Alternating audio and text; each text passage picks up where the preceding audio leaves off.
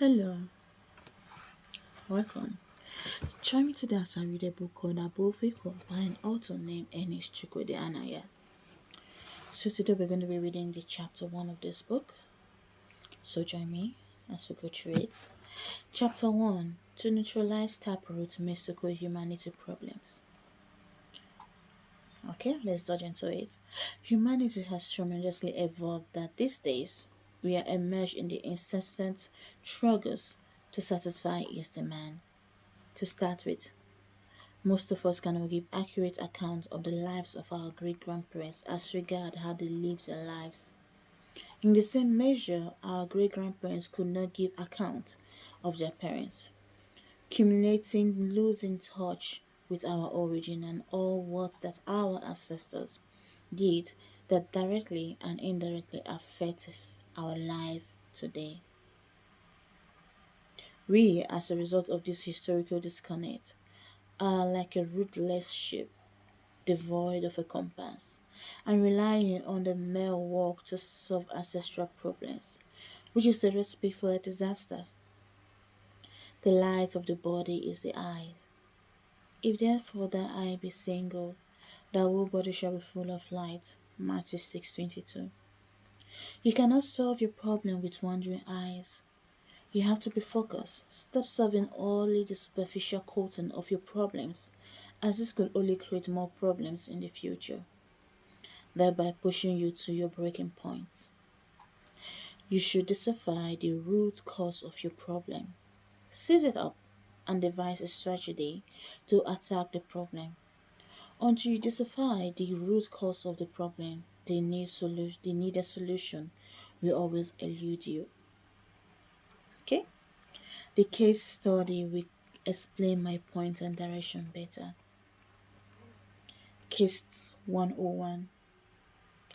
John worked with a bank where he earned approximately $1,200 per month after tax, and he kept on balancing the books for 6 months. His rents were regularly paid, and his feeding, transportation, savings were all orderly fixed. John woke up one morning and decided to get few clothes for himself and a pair of shoes, which he could not get off his mind ever since he saw the clothing advert while window shopping. Due to few weeks before that day, a colleague had made a mockery of his shoes. He also needed some things for his birthday. To fix this need, he drew a chart for his expenditures. Okay? John left for the store with just $400 in his wallet. On getting there, he did not see the exact pair of shoes he had set his mind on buying to his utter chagrin.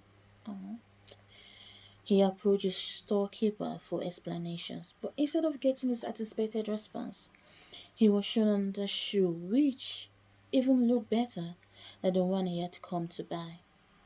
The problem then was that it would cost him $250 as against the $200 he has earmarked for a pair of shoes. Notwithstanding, his hunger for a new pair of shoes compelled him to spend beyond what he has budgeted on it. John did get a pair of shoes, but then he was $50 short of meeting his budgetary requirements, as he still has better things to buy and some clothes. He has to withdraw $100 from his bank account to meet his remainder of his needs. In the end, he has spent everything he had on him. This meant that John has spent deep into his saving and that he must work extra hours to recoup. Wow, this is a reality of so many people. But let's keep going. John's birthday came and passed, and the following week he applied for an overtime at his workplace, and it was granted. He worked hard for weeks and did recoup, but it came at a great deal of restlessness and fatigue. Most times, he would doze off in cabs to and fro place of work and on his office desk. That one day, he slept up in a cab going home, only to be alerted by the cab driver that he has reached his destination. He paid him off looking so tired and sleepy. He opened his door only to discover that he has misplaced his smartphone, which took him more time to sort out. Yeah, in a day and age like this, your phone is your friend. I tell you true. John earned extra pays, which made it possible for him to restore the normal bank saving. John was earning $1,450, which was just $250 more than his normal wage. But he could no longer afford ample rest for himself.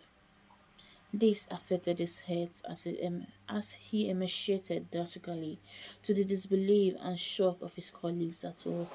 What could be wrong with John? They asked one another. It was another payday and John went home with $1,400.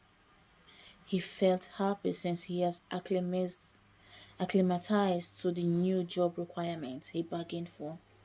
But then tragedy struck. Oh. His phone rang and he was told that his mother has died. Oh. He was traumatized and had to request for unpaid leave, in that he did not have any holiday by his office design left for the year. John went for a loan of $800 so he could pay for his mother's funeral. John was the eldest son of his mother, so he had to leave for his hometown the following day. He arrived home to a psychological shattered family and broke down in tears as he was being given a welcome back hug by his father and his younger siblings.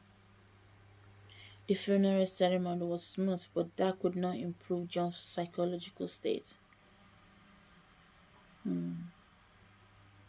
Well, this was a good read, and I would love to keep reading more, but our time ends here today, okay? So we have to come back next time and read from this. So I would like you to subscribe and join me next time as we continue reading this book. It's really a good read. It's really inspiring. Well, let me not give out everything. But you can join me next time and read with me as we read above equal and enjoy everything in it. Thank you and have a nice day. Bye. Ciao.